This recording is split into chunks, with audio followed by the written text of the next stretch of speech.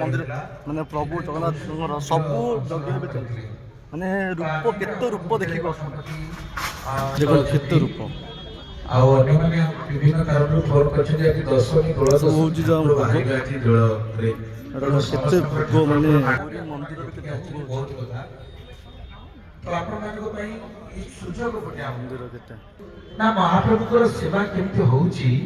ସେ ସେବା ଜାଣିବା ପାଇଁ ସିଧାସଳଖ ଯୋଉମାନେ ସେବା କରୁଛନ୍ତି ଆମର ନିଜେ ମହାପ୍ରଭୁଙ୍କର ପୁରୋହିତ ଅଛନ୍ତି ତାଙ୍କ କୁଳ ପୁରୋହିତ ମହାପ୍ରଭୁ ଶ୍ରାଦ୍ଧ ଦିଅନ୍ତି ଆପଣମାନେ ଜାଣିଛନ୍ତି କେତେ ପୁରୁଷଙ୍କ ପାଇଁ ରଥ ପ୍ରତିଷ୍ଠା ହଉଥିବ ଆପଣ ବି ଆସନ୍ତୁ ବହୁତ ରୂପ ମାନେ ଜଗନ୍ନାଥଙ୍କର ବହୁତ ରୂପ ଅଛି ଦେଖିପାରିବେ ଆପଣ ବି ଦେଖିପାରିବେ ଆସନ୍ତୁ ଯଜ୍ଞ ଚାଲିଛି ଶାରଳା ମନ୍ଦିର ପାଖରେ ଯଜ୍ଞ ଚାଲିଛି ଆପଣ ବି ଆସିପାରନ୍ତୁ କିଛି ମାନେ ସବୁ ରୂପ ଅଲରେଡି ଭଗବାନଙ୍କର କେତେ ରୂପ ମୁଁ ବି ଦେଖିନଥିଲି ନିଜେ ଏତେ ରୂପ ମହାପ୍ରଭୁଙ୍କୁ ସେବା କରିପାରିବେ ନାହିଁ ତେଣୁ ଆମର ସୌଭାଗ୍ୟ ଯେ ସେଇ ଦେବତାମାନଙ୍କୁ ଆମେମାନେ ପାଖରେ ପାଇଛୁ ତେଣୁ ମହାପ୍ରଭୁ ବିଶ୍ୱ ବ୍ରହ୍ମାଣ୍ଡ ମାଲିକ ହେଲେ ମଧ୍ୟ ଆମେ ନିଶ୍ଚିତ ଆମର ସେଟା ଆମର ଗର୍ବ ଆମର ସର୍ବସ୍ୱ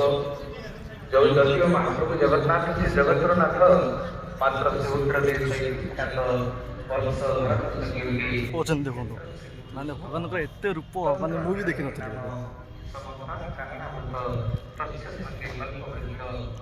ପୁରୀ ଭଗବାନଙ୍କର ଇଏ ଗୋଟେ ରୂପ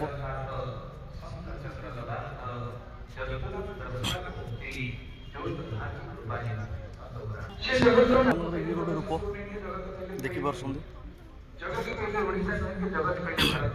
ଇଏ ଗୋଟେ ରୂପ ଦେଖନ୍ତୁ ଇଏ ଗୋଟେ ରୂପ ଅଛି ଭଗବାନଙ୍କର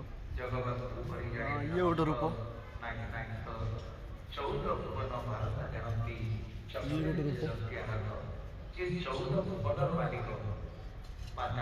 ଇଏ ଗୋଟେ ରୂପ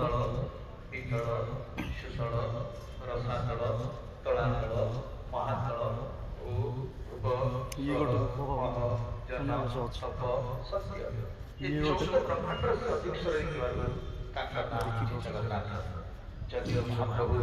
ଦେଖନ୍ତୁ ଇଏ ଗୋଟେ ରୂପ ଭଗବାନଙ୍କର ଏତେ ରୂପ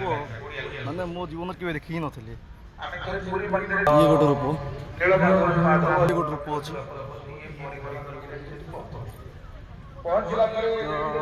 ଇଏ ଗୋଟେ